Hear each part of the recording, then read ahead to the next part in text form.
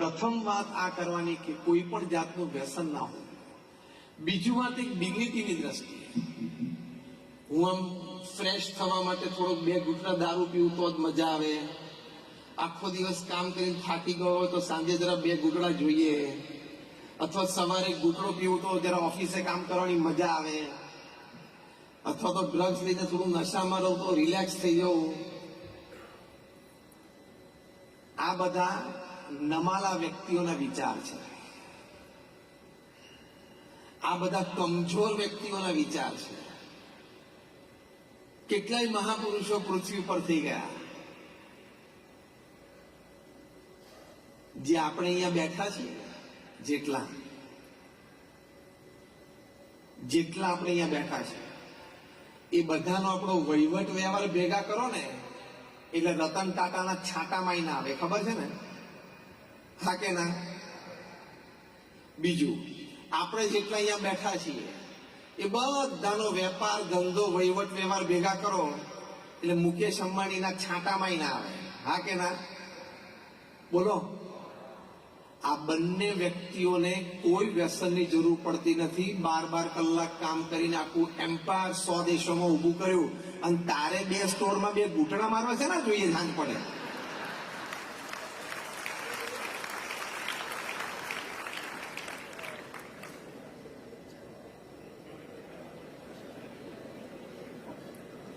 થોડું મરમરિંગ થવા દેવું પડે. આ બંને વ્યક્તિઓ આ કક્ષાની, રતન ટાટા અને Mukesh Ambani, even Kumar Mangalam Birla, sold to software, they make everything. Kumar Mangalam Birla is a 7 lakh crore Aditya Birla group, and they have a presence in more than 80 to 100 countries. આ કક્ષાની વ્યક્તિઓને કોઈ એવો સ્ટ્રેસ કે ટેન્શન એ લોકોને નહીં હોય. આપણે 2-5 સ્ટોરમાં 2-5 મોટલમાં હોય તો આ લોકો નહીં હોય ડિસિઝન સ્ટ્રેસના, ટેન્શનના. અને મોટા દેશના ગવર્મેન્ટ સાથે ડીલિંગ ચાલતા હોય એ લોકોના તો માઇનિંગના, નાના ને તેના ને કેટલું પ્રેશર આ જનરેટ થઈ જતું હોય, ખબર ના પડે. અચાનક અડધો કલાક પહેલા ફ્રેશ અને અડધો કલાક પછી સખત પ્રેશર નીચે આવી જાય. 2 જ ફોન કોલ આવે ને, આફ્રિકામાં ઝામ્બિયાથી ફોન આવે ને, આ બધું વિયેટનામથી ફોન આવે ને, મેનેજર સર આવું થયું, સર આવું થયું. એમાં તો ખાવાનું થાળી પડી હોય ને આમાં તો ખાવાનું દેખાય નહીં. એવી પરિસ્થિતિમાં એ લોકોએ કોઈ વ્યસન નથી કર્યું. એટલે આ કોન્સેપ્ટ તમે મગજમાંથી કાઢી નાખજો કે ફ્રેશ થવા માટે અથવા તો થાકી ગયા હોય તો રિલેક્સ થવા માટે જરા 2 ઘૂંટડા પીવા પડે. એ કોન્સેપ્ટ બોગસ છે, એ કોન્સેપ્ટ ખોટો છે, અને એ નમાલા વ્યક્તિનો કોન્સેપ્ટ છે, બહાદુરનો નથી.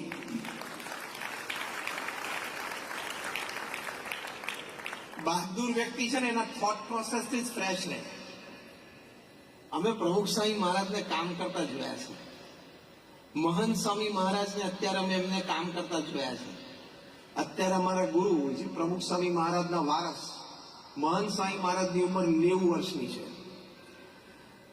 અને BAPS સંસ્થા એક મિની ગવર્મેન્ટ જેવું તંત્ર વન મેન શો ચલાવે છે. He is the administrative head and the spiritual guru of BAPS. એમના નેજા હેઠળ એમના નેતૃત્વના આશીર્વાદથી આ સ્વામિનારાયણ અક્ષરધામ રોબિન્સવિલમાં હવે પૂર્ણ થશે. 8મી ઓક્ટોબરે મહંત સ્વામી મહારાજાનું ઇનોગ્રેટ કરશે, અને જ્યારે ઇનોગ્રેટ કરશે ત્યારે it will be the largest traditional conventional Hindu મંદિર ઓફ ધ વર્લ્ડ. અત્યાર સુધી સ્વામિનારાયણ અક્ષરધામ દિલ્હી હતું, હવે we are breaking our own record. 83 વર્ષની ઉંમરે એ ગુરુ પદે આવ્યા. એટલે he started his career at 83 in 2016. મને દુનિયામાં એક વ્યક્તિ તમે લઈ આવો, તમારા સમાજમાં હોય તોય કોઈ નામ આપજો, તમે કોઈને જાણતા હો તો પણ નામ આપજો, જે 83 વર્ષની ઉંમરે જાયન્ટ મલ્ટીનેશનલ કોર્પોરેશન MNC નો CEO હોય, એવું એક નામ મને આપો. Nobody. Mahan Sai Maharaj accepted the responsibility at 83. તમને 83 વર્ષના કોઈ વૃદ્ધ તમારા ઘરમાં હોય, પિતા અથવા દાદા હોય, પૂછજો કે પપ્પા કાલથી આ 2 મોટર તમારે ચલાવવાની છે, તરત ના પાડી દેશે. અને પાછું performance, if you talk from the corporate point of view, last 7 years મહંત સ્વામી મહારાજ 83 થી 90 વર્ષની ઉંમરમાં એમનું પરફોર્મન્સ ઇન્ડેક્સ અને પરફોર્મન્સ ગ્રાફ જોવો જે તમે કોર્પોરેટ પર ગણો છો, છેલ્લા 7 વર્ષમાં 350 હોસ્પિટલ, હોસ્ટેલ, સ્કૂલ, કોલેજ, મંદિર, અક્ષરધામ એમણે બનાવ્યા. 350 અને સમાજમાં સેવામાં મૂકી દીધા. એટલે 7 વર્ષમાં 350 એટલે દર વર્ષે 50. દર વર્ષે 50 થયા ને. વર્ષમાં 52 વીક હોય એટલે 52 વીકમાં 50 એટલે દર 8મા દિવસે એક. કોઈ દર 8મા દિવસે એક નવો સ્ટોર ખરીદતો હોય કેવો કહેવાય? અરે લીઝ પર લેતો હોય તોય કેવો કહેવાય? દર 8મા દિવસે એક BAPS ની પ્રોપર્ટી ઊભી થઈને સમાજની સેવામાં ગોઠવાઈ જાય. From raw land to construction completed. Volunteers and employees got inauguration done and the institute put in the service of society. Every 8th day પ્રમુખ સ્વામી મહારાજે 15મા દિવસે કરી, મહંત સ્વામી મહારાજે 8મા દિવસની એવરેજ ચાલે છે. That means at any given time 40-50 project ચાલુ હોય તો જ 8મા દિવસે તમે એક પ્રોજેક્ટ લોન્ચ કરી શકો ને. એને મેનેજ કરવો એટલે તો મહંત સ્વામીને તો કોઈ તમારી જેમ વ્યસનની જરૂર પડતી નથી. અમે ફરીએ છીએ. છેલ્લા 1 મહિનામાં આ મારી 40મી સિટી છે. 40th city in 30 days. છેલ્લા 1 મહિનામાં અમેરિકામાં 30 દિવસમાં મારી આ 40મું શહેર છે, જેમાં હું કદાચ 50મું પ્રવચન કરતો હોઈશ. અમે કઈ વ્યસનની જરૂર નથી પડતી. તો તમારા કરતા અમારા ચહેરા ઉપર જરાય ઉત્સાહ ને આનંદ ઓછો દેખાય? ખોટા ચોટ્યા છો ગુરુને. કોને ગુરુ બનાવ્યા છે? દારૂ ને ડ્રગ્સ ને. એટલે છોડી દેજો. કોક દિવસ કંઈક લીવરનો ને કંઈક ઇસ્યુ આવી જશે તો રોતાય નહીં આવડે.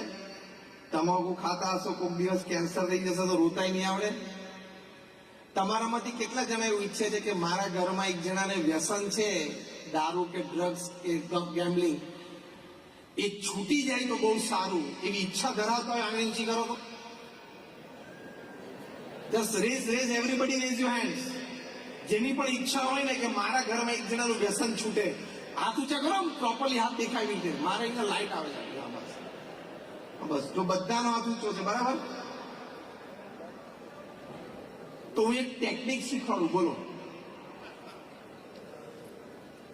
એક ટેકનિક શીખવાડું કે જે દ્વારા તમારા ઘરમાં બધી જ કોઈ પણ વ્યક્તિને કોઈ પણ જાતનું વ્યસન હોય તો નીકળી જાય. શીખવાડું ટેકનિક? જરા જોશથી બોલો તો. ઘરમાં જેને વ્યસન હોય ને એની સાથે ઘરમાં કોઈએ બોલવાનું નહીં.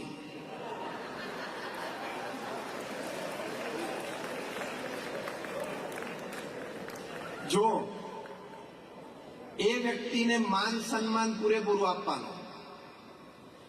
પરિવારમાં જે એનો હોદ્દો હોય, એની પ્રતિષ્ઠા હોય, એમાં જરાય ઉણપ ના આવી જોઈએ. એમાં કોઈ તુકારે બોલાવવું અથવા એવી વાત નથી. એમની જે સરભરા કરવાની હોય, સેવા કરવાની હોય, વ્યવસ્થા કરવાની, એ બધું કરવાનું. He is a family member. બોલવાનું નહીં, બસ.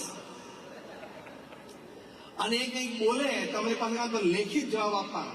લખવામાં શાંતિથી ટાઈમ લેવાનો, ભલે ઉભો. હવે દારૂ પીને 1 કલાક કાઢે છે કેફમાં, તો જવાબ સાંભળવામાં લખેલો વાંચવામાં ભલે ને ઉભો રહેતો 10 મિનિટ. તમે આ ટેકનિક અપનાવો એટલે અઠવાડિયામાં રિઝલ્ટ.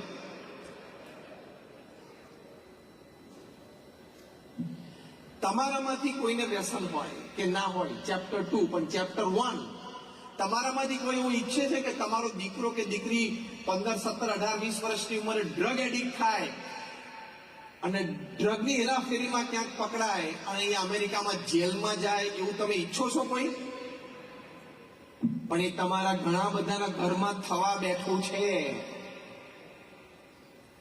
જો તમે બેઠા ને જે વડીલો એમાંથી કોકને વ્યસન હશે ને તો તમારી ત્રીજી પેઢી ડ્રગ્સમાં જેલમાં જઈ શકે છે. હા, તમે જે અહીંયા વડીલો બેઠા છે એમાંથી કોઈને દારૂનું વ્યસન હોય તો તમારી ત્રીજી પેઢી એ કક્ષાએ પહોંચી જશે, હેરાફેરીમાં કે ડ્રગ્સમાં ક્યાંક આવી જશે કોઈ ગેંગ સાથે અને જેલમાં જઈ શકે છે. 5 વર્ષ, 10 વર્ષ, 15 વર્ષ તમે તમારા દીકરાને કે ગ્રેન્ડસનને જેલમાં જોઈ શકશો? આ હું ત્રીજી આર્ગ્યુમેન્ટ ઊભી કરું છું, ઇમોશનલ આર્ગ્યુમેન્ટ. તમારા દીકરા કે દીકરીને કે એના દીકરા દીકરીને ગ્રેન્ડ ચિલ્ડ્રન 10 વર્ષ માટે ડ્રગ ટ્રાફિકિંગમાં જેલમાં જાય એવું જોવા ઈચ્છો છો? હા કે ના? પણ હવે તમે અત્યારે જે વ્યસન કરો છો ને એ you are on that track. એ થવા બેઠું છે ઘરમાં, પછી એ થશે.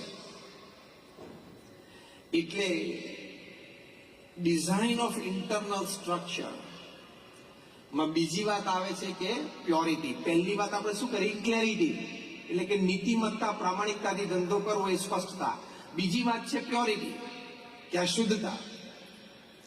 જો અમારે તમને અહીંયા મળ્યા, અમારે કોઈ સ્વાર્થ નથી,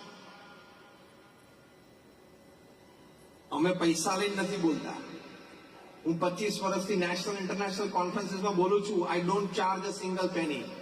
હું અહીંયા કન્વેન્શનમાં પણ ઇન્ડિયાથી અહીંયા આવ્યો છું, એ મારા ખર્ચે આવ્યો છું, સંસ્થાના ખર્ચે. અહીંયા પણ હું અત્યારે આજ સવારે નેશફિલ્ડથી 3 કલાક આવ્યો, એ પણ મેં ફ્યુલનો પૈસો નથી લીધો, અમારે જોઈતો પણ નથી. તમને આજે સાચી ને સારી વાત કહેવા માટે આવ્યા છે. બાકી અમારે કોઈ પૈસાની ગરજ નથી.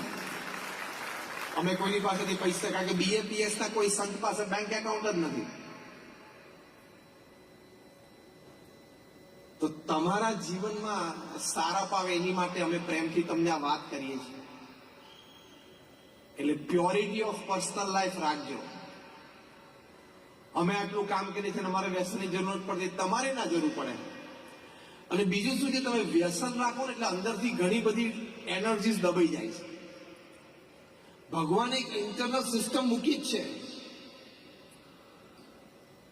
જેમ ઇમ્યુન સિસ્ટમ છે ને, રોગ પ્રતિકારક શક્તિ, એમ એવી શક્તિ છે ભગવાને દરેકમાં મૂકી છે કે સ્ટ્રેસ, ટેન્શન, થાક એની સામે લડી શકે.